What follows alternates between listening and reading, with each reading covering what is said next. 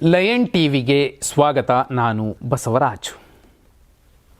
ಸಿದ್ದರಾಮಯ್ಯ, ಮುಖ್ಯಮಂತ್ರಿ Siddaramaiah, D K Shivakumar ಉಪಮುಖ್ಯಮಂತ್ರಿ ಮತ್ತು ಕೆಪಿಸಿಸಿ ಅಧ್ಯಕ್ಷ ಡಿ ಕೆ ಶಿವಕುಮಾರ್, ಈ ಇಬ್ಬರ ನಡುವೆ ಮುಖ್ಯಮಂತ್ರಿ ಗಾದಿಗೋಸ್ಕರ ಕುರ್ಚಿಯ ಕದನ ಅಂತ ಶುರುವಾಗಿದ್ದು ಇತ್ತೀಚೆಗೆ. ಮೇ 20, 2023 ಈ ರಾಜ್ಯದ ಮುಖ್ಯಮಂತ್ರಿಯಾಗಿ ಸಿದ್ದರಾಮಯ್ಯ ಅವರು ಪ್ರಮಾಣ ವಚನ ಸ್ವೀಕರಿಸೋಕ್ಕೂ ಮುಂಚೆ ಇಬ್ಬರು ಮೂವರು ಮಾತಾಡಿದ್ರು, ಅಪಸ್ವರ ಎತ್ತಿದ್ರು. ಆದರೆ ಬಹುಪಾಲು ಹೈಕಮಾಂಡ್ ಮತ್ತು 137 ಶಾಸಕರು ಸಿದ್ದರಾಮಯ್ಯ ಅಂತ ಹೇಳಿದ್ರು.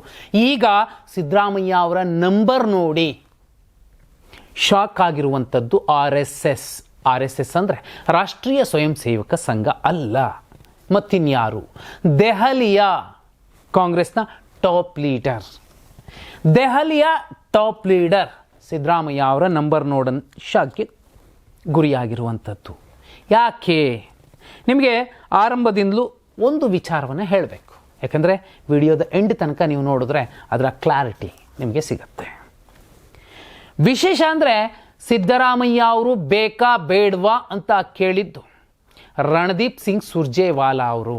ಅದು 1-to-1 ಶಾಸಕರನ್ನು ಕರೆಸ್ಕೊಂಡು ಶಾಸಕಾಂಗ ಪಕ್ಷದ ನಾಯಕರೇ ಇಲ್ಲ ಅಂದಾಗ ಇವರೇ ಶಾಸಕಾಂಗ ಪಕ್ಷದ ನಾಯಕರಾಗಿ, ಏನಪ್ಪ ನಿಂಗೆ ಸಿದ್ದರಾಮಯ್ಯ ಬೇಕಾ ಡಿ ಕೆ ಶಿವಕುಮಾರ್ ಬೇಕಾ ಕೇಳಿ ಪಟ್ಟಿ ಮಾಡಿಕೊಂಡಾಗಲೂ ಕೂಡ 30-40 ಶಾಸಕರನ್ನು ಇವರೇ ಪ್ರತ್ಯೇಕಿಸಿ ಒಂದು 10-11 ಜನ ಡಿ ಕೆ ಶಿವಕುಮಾರ್ ಅಂದರು. ಇನ್ನುಳಿದ 29-39 ಶಾಸಕರನ್ನು ಇವರೇ 2ನೇ 3ನೇ ದರ್ಜೆಯ ವಿರೋಧಿಗಳು ಅಂತ ಕನ್ಸಿಡರ್ ಮಾಡಿ, ಆದರೂ ಓಕೆ ಆಗದಿದ್ರು ಓಕೆ ಅಂದವರನ್ನೂ ಸೇರಿಸ್ಕೊಂಡು 40ರ ಪಟ್ಟಿ ಮಾಡಿದರು. ಈ ಪಟ್ಟಿ ಇದ್ದಾಗ್ಯೂ ಕೂಡ ಸಿದ್ದರಾಮಯ್ಯ ಅವರ ನಂಬರ್ 70ಕ್ಕಿಂತ ಹೆಚ್ಚಿತ್ತು. ಆ ನಂಬರ್ ಕಮ್ಮಿ ಆಗಲೇ ಇಲ್ಲ. 1 ಸಲ 2 ಸಲ ಮತ್ತೆ ಪ್ರಶ್ನೆ ಮಾಡಿದ್ರೂ ಕೂಡ ನಂಬರ್ ಹೆಚ್ಚುತ್ತಾನೇ ಇತ್ತು. ನೋಡಿ, 5 ಪಾಯಿಂಟ್ಗಳು ತುಂಬ ಸ್ಪಷ್ಟವಾಗಿ ಈ R S S top leader Siddaramaiah ಅವರ ನಂಬರ್ ನೋಡಿ ಶಾಕ್ಗೆ ಗುರಿಯಾದರು. ಡಿ ಕೆ ಶಿವಕುಮಾರ್ ಅವರು ಆ ನಾಯಕನನ್ನು ನೆಚ್ಕೊಂಡು ಈಗ ಫೇಲ್ ಆಗ್ತಿದ್ದಾರೆ ಅನ್ನೋದನ್ನು ಸ್ಪಷ್ಟವಾಗಿ ಹೇಳ್ತಿವೆ. ಮೊದಲನೇ ಪಾಯಿಂಟ್, 137 ಶಾಸಕರ ಪೈಕಿ ಈ ಕ್ಷಣಕ್ಕೂ ಕೂಡ ಸಿದ್ದರಾಮಯ್ಯ ಅವರ ನಂಬರ್ 100ರ ಗಡಿ ದಾಟ್ತಿದೆಯೇ ವಿನಃ ಕಮ್ಮಿ ಆಗ್ತಾನೇ ಇಲ್ಲ. ಸಿದ್ದರಾಮಯ್ಯ ಅವ್ರ ಜೊತೆಲಿ ಯಾರು? ಸಿದ್ದರಾಮಯ್ಯನೇ ಮುಖ್ಯಮಂತ್ರಿ, ನಿಮ್ಗೇನಾದರೂ ವ್ಯತ್ಯಾಸ ಇದೆಯಾ? ಶಾಸಕಾಂಗ ಪಕ್ಷದ ಸಭೆಯಲ್ಲಿ ಚರ್ಚೆ ಆಗತ್ತೆ, ಒಬ್ಬರು ತುಟಿ ಬಿಚ್ಚೋದಿಲ್ಲ. ಆದರೆ ಹೊರಗಡೆ ಕೂತ್ಕೊಂಡು ಯುವ ಶಾಸಕರು ಮಾತಾಡ್ತಾರೆ. ಆಮೇಲೆ ಸಿದ್ದರಾಮಯ್ಯ ಅವರ ಎದುರುಗಡೆ ಸಿಕ್ಕರೆ, ಸರ್ ನಾವು ನಿಮಗೆ ಸಪೋರ್ಟು ಸರ್ ಅಂತ ಹೇಳಿಬಿಟ್ಟು ಬರ್ತಾರೆ. ಡಿ ಕೆ ಶಿವಕುಮಾರ್ ಅವರಿಗೆ ಕೈ ಕೊಡ್ತಿದ್ದಾರೆ. ಇದು ಈ ಶಾಕಿಂಗ್ ವಿಚಾರ.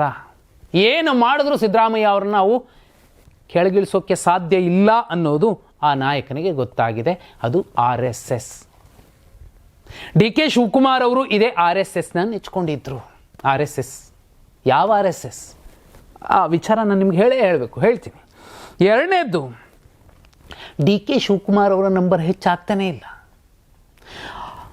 ಸಾಕ್ಷಾತ್ ಕಾಂಗ್ರೆಸ್ನ ರಣದೀಪ್ ಸಿಂಗ್ ಸುರ್ಜೇವಾಲಾ ಅವರೇ ಜೊತೆಲಿ ನಿಂತಿದ್ದಾಗ ಆ ನಂಬರ್ 30-40ರ ಗಡಿಗೆ ತಂದಿದ್ರು. ಈಗ ಆ ನಂಬರ್ ಕ್ಷೀಣಿಸ್ತಾನೇ ಇದೆ, ಹೆಚ್ಚಾಗ್ತಿಲ್ಲ. ತೀರಾ 3-4 ಜನಕ್ಕೆ ಬಂದು ನಿಂತ್ಕೋಬಹುದು. ರಾಮನಗರ ಜಿಲ್ಲೆಯವರು, ಆ ಕಡೆ ಒಬ್ಬರು ಶಿವಗಂಗಾ ಬಸವರಾಜು, ಧೈರ್ಯ ಮಾಡಿದ್ರೆ ಶರತ್ ಬಚ್ಚೇಗೌಡರು, ಇನ್ನೂ ಧೈರ್ಯ ಮಾಡಿದ್ರೆ ನಯನಾ ಮೋಟಮ್ಮ ಅವರು, ಇನ್ನಷ್ಟು ಧೈರ್ಯ ಮಾಡಿದ್ರೆ ಈ ಕಡೆ ಯಾರೋ ನಾನು ಅಹಿಂದ ಬಿಡ್ಡ ಅಂತ ಹೇಳ್ಕೊಳ್ಳುವಂತಹ ಡೈಲಾಗ್ ಕಿಂಗ್ ಬಂದು ನಿಂತ್ಕೋಬಹುದು ಡಿ ಕೆ ಶಿವಕುಮಾರ್ ಅವರ ಪರವಾಗಿ. ಇಲ್ಲ ಅಂದರೆ ಯಾರೂ ಕೂಡ ನಿಲ್ಲೋದಿಲ್ಲ. ಇದು ಎರಡನೇ ವಿಚಾರ, ಸಿದ್ದರಾಮಯ್ಯ ಅವರ ನಂಬರ್ ನೋಡಿ ಶಾಕ್ಗೆ ಗುರಿಯಾದ ಆರ್ ಎಸ್ ಎಸ್ ಬಗ್ಗೆ ಹೇಳೋದಕ್ಕೆ. ಮೂರನೇದು, ಅಹಿಂದ ಶಾಸಕರ ನಂಬರ್ ಗಟ್ಟಿಯಾಗಿ ಕದಲ್ತಿಲ್ಲ. 73-74 ಶಾಸಕರಿದ್ದಾರೆ. ಅಷ್ಟೂ ಜನ ಸಿದ್ದರಾಮಯ್ಯನೇ ಬೇಕು ಅಂತ ಬಯಸ್ತಿದ್ದಾರೆ. ಕೆಲವರು ಇತ್ತೀಚೆಗೆ ಗೆದ್ದಂತಹ ಕೆಲ ನಾಯಕರಷ್ಟೇ ಡಿ ಕೆ ಅಂತ ಹೇಳ್ತಾರೆ. ಅದು ಕೂಡ ಸಿದ್ದರಾಮಯ್ಯ ಅವ್ರ ಮುಂದೆ ಅಲ್ಲ, ಹೈಕಮಾಂಡ್ ಮುಂದೆ ಅಲ್ಲ. ಕ್ಲೋಸ್ಡ್ ಡೋರ್ ಇದ್ದರೆ ಅದು ಡಿ ಕೆ ಶಿವಕುಮಾರ್ ಅವ್ರ ಜೊತೆಲಿ ಕೂತಿದ್ರೆ, ರಣದೀಪ್ ಸಿಂಗ್ ಸುರ್ಜೇವಾಲಾ ಅವ್ರ ಜೊತೆಯಲ್ಲಿ ನಿಂತಿದ್ರೆ ಆಗ ಡಿ ಕೆ ಅಂತಾರೆ ಅಷ್ಟೇ. ಇನ್ನು 4ನೇ ಪಾಯಿಂಟ್, ಬಿ ಕೆ ಹರಿಪ್ರಸಾದ್ ಅವರು ಹೇಳಿದಂತಹ KGF ಸ್ಟೈಲ್ನ ಒಂದು ಎಕ್ಸಾಂಪಲ್.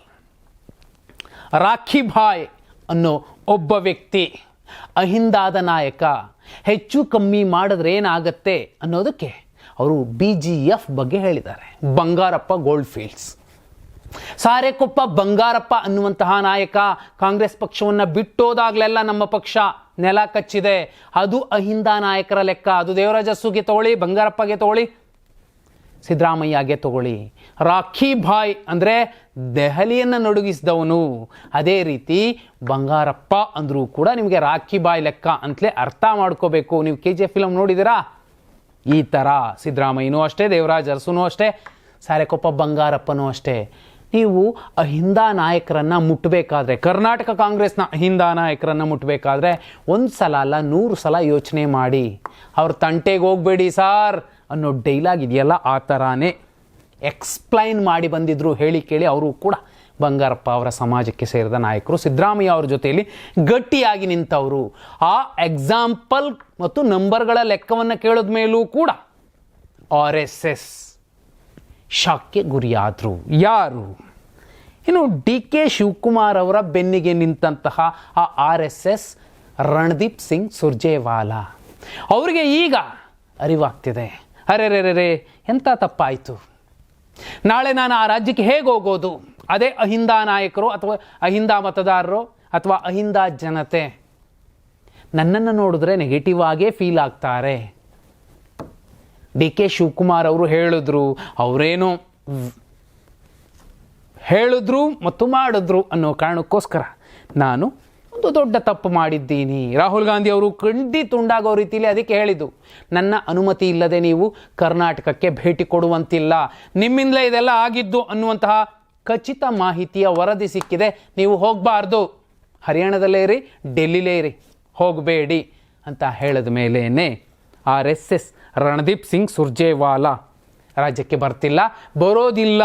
ಬಂದರೂ ಯಾವ ಮುಖ ಇಟ್ಕೊಂಡು ಸಿದ್ದರಾಮಯ್ಯ ಅವ್ರ ಮುಂದೆ ಮಾತಾಡ್ತಾರೆ? DK ಶಿವಕುಮಾರ್ ಅವರು ಇದೇ RSS ರಣದೀಪ್ ಸಿಂಗ್ ಸುರ್ಜೇವಾಲಾ ಅವರನ್ನು ನೆಚ್ಕೊಂಡಿದ್ರು.